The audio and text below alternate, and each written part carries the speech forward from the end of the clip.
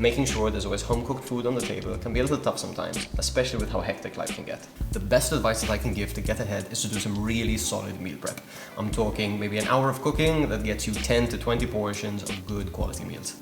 While this kind of meal prep is pretty doable with a lot of different pieces of equipment, none make it quite as foolproof as a slow cooker. I was initially a little bit of a slow cooker skeptic myself, until I was gifted one and realized just how hands-off it makes so many cooking tasks and the sheer volume of food that you can make in one of these things. So in our first episode of Time to Cook, I'm going to show you 5 different recipes that you can make in a slow cooker for a number of different occasions so that you can get ahead on cooking in your kitchens at home.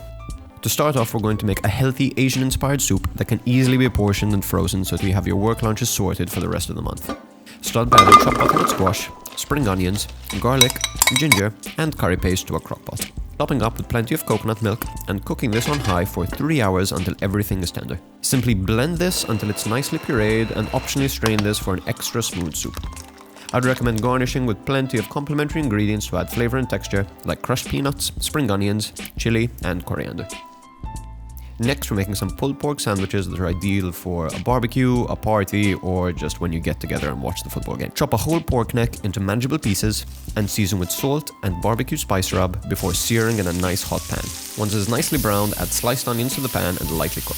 Add the onions and pork to the slow cooker and generously brush with plenty of barbecue sauce before topping up with a can of beer. Cook these for 6 hours on high and you should be left with perfectly pull-apart tender pork. Once you're shredding the meat, you can dress it with plenty of barbecue sauce before placing it into a sandwich roll with some nice crunchy slaw for acidity and texture. Slow cooking is synonymous with hearty Italian cuisine, and if there's one recipe that I always love to have plenty of in my freezer, it's a good Bolognese. I like to start by browning a tough cut of beef, like this beef knuckle, as well as some nice Italian sausage. In the meantime, chop up some celery, onions, and carrot, and make a small bundle of thyme and bay leaf. Remove the sausage once it's browned, and use the same pan to sweat your aromatics. Add all of these ingredients to a slow cooker, along with plenty of minced beef and pork, which you can add raw if you like. Top up with chicken stock, add a generous dollop of tomato paste, and pop in your bundle of herbs. Cook this low and slow for 5 hours on high, mixing occasionally, and you should end up with enough pasta sauce to feed a large family several times over. Serve this with your favorite pasta and top with generous amounts of Parmesan cheese. While braising meats in a slow cooker is a tried and true success, delicious vegetarian recipes can also benefit from the low and slow cooking process. For the base of this vegetarian tagine, add plenty of chopped tomatoes along with ras el hanout and harissa to the slow cooker dish. To this, add your preferred veggies. I added nice big chunks of butternut squash, carrots, spring onions, and potatoes. This I added plenty of chickpeas, black olives, dried apricots, and chopped up preserved lemons for extra flavor and texture. Give everything a good mix and cook this for 5 hours on high, stirring halfway through until everything is tender but has a nice bite to it.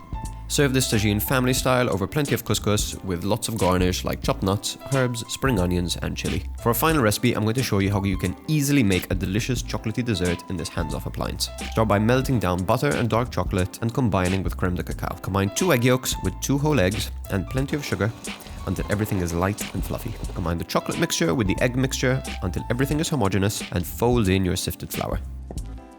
Line ramekins with softened butter and sprinkle plenty of cocoa powder on the inside so nothing sticks. Pour in your batter and top the ramekins with butter-lined foil squares and tie loosely with twine. Scrunch up little foil discs and place your ramekins over them.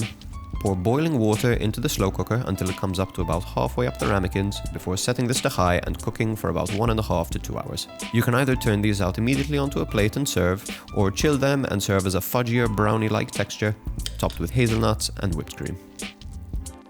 All of the recipes we covered today can be found on the Times of Malta website just below this video. We hope you give them all a shot, and we'll catch you in the next episode.